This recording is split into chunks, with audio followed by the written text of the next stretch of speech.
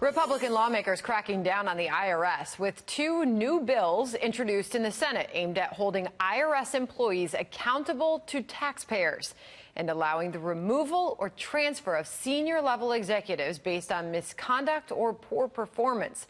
Grover Norquist is the president of Americans for Tax Reform. He joins us now. Grover, good morning to you and welcome to America's Newsroom. So how bad, first of all, is the problem at the IRS that these bills need to be introduced in the first place? What's going on there? Well, there's a series of problems. One is people get fired, and then because of the labor union rules, they can litigate that and get back in, having been fired, but they didn't dot all the T's and cross the I's in order to do it.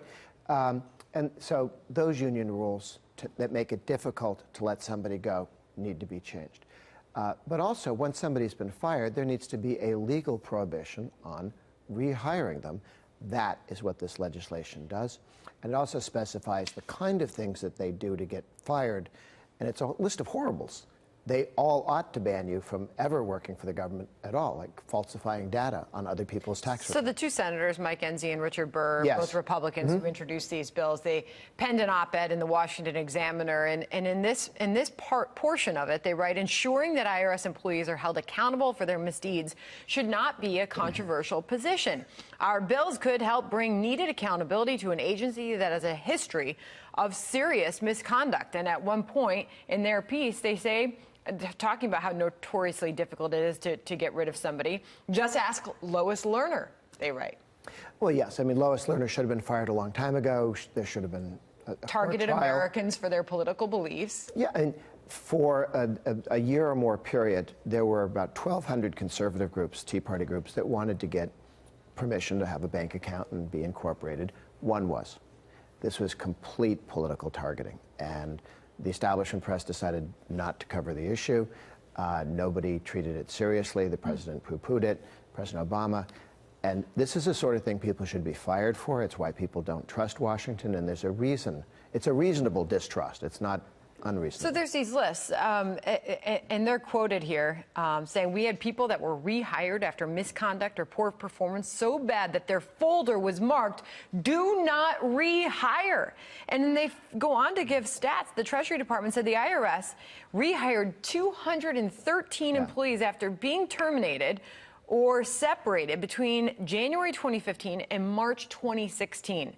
That's only a couple months. 213 employees that were fired or let go were rehired. So you're suggesting, as these senators are, in some cases it's as easy as keeping a list so that they can go back and look and see if this person's on a list, do not rehire. Well, it should be, but you also, in addition to the rules that they have for civil service, which protects people from being fired who should be fired, you've got all the things that create rubber rooms in public schools, right? Places where you can't fire somebody because the labor union rules. This is a unionized workforce. The IRS is unionized, and they don't report to the American people.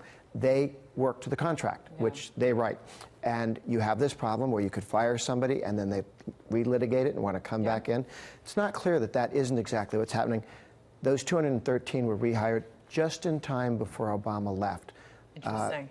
Ought not to have happened. Well, it'll be interesting to see if they get anywhere with these bills, because they went on to write, and I'll quote this one last time, these employees had been previously terminated from the IRS or suspended while the agency conducted investigations.